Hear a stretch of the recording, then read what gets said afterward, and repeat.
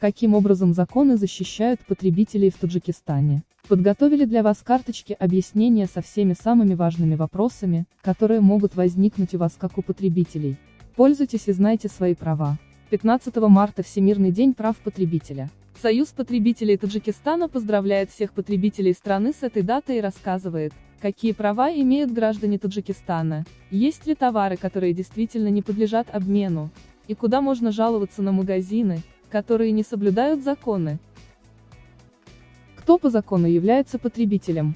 Потребителем считается физическое или юридическое лицо, имеющее намерение заказать или приобрести, либо заказывающее, приобретающее или использующее товары, работы, услуги, исключительно для личных, семейных, домашних и иных нужд, не связанных с осуществлением предпринимательской деятельности, то есть не для дальнейшей перепродажи. Кто защищает мои права? Антимонопольная служба при правительстве РТ, агентство Таджикстандарт, служба государственного санитарно-эпидемиологического надзором ЗНРТ, пищевые продукты, питьевая вода, Национальный банк, банковские услуги, ООО «Союз потребителей Таджикистана».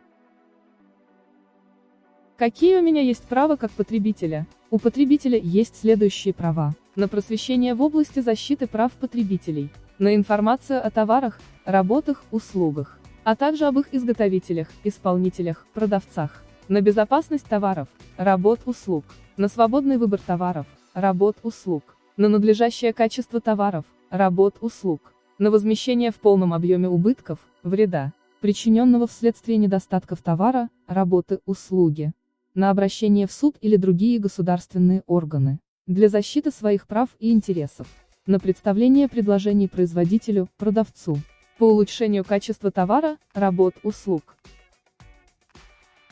Если товар не подошел мне по размеру, фасону, цвету.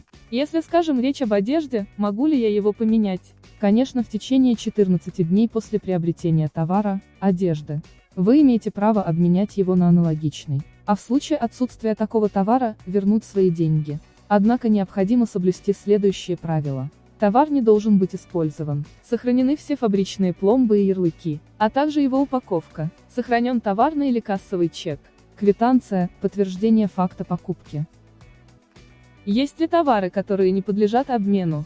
Да, есть перечень товаров надлежащего качества, на которые не распространяются правила возврата и обмена. Это предметы личного обихода, предметы гигиены, зубная паста и щетка, нижнее белье, ювелирные изделия, медикаменты и так далее. Необходимо подчеркнуть, что эти правила распространяются на эти товары лишь только в том случае, если они надлежащего качества. Если же товар оказался некачественным, то вы имеете полное право вернуть его.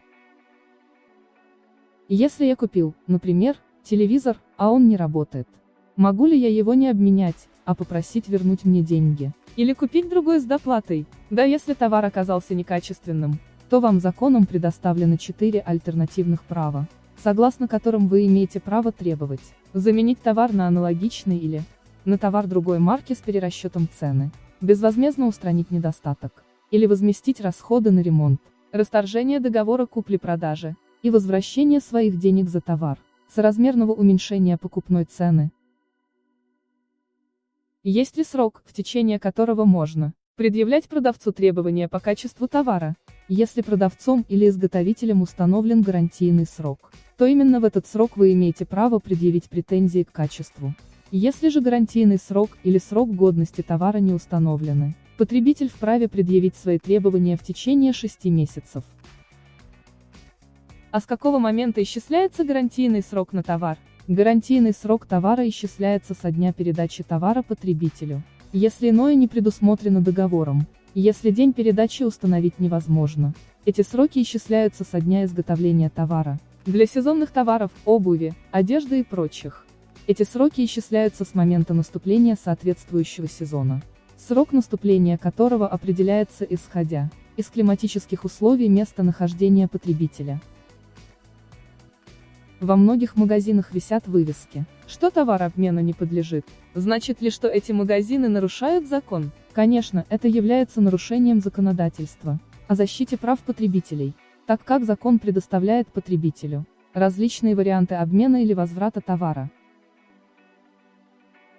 Их за это должны штрафовать? Любое нарушение норм законодательства влечет за собой определенную ответственность. Этот случай не является исключением. Уполномоченные государственные органы имеют право наложить штраф на тех, кто вывешивает такие вывески.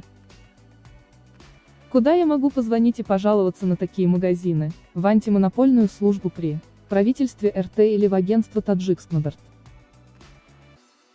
Предусмотрена ли ответственность нарушителей за последствия, связанные с нарушением прав потребителей? Да, лицо, нарушившее право потребителя, несет полную ответственность, начиная от наложения штрафов, возмещения понесенного потребителем морального и материального вреда, вплоть до выплаты неустоек за каждый день, просрочки добровольного удовлетворения законных требований потребителя.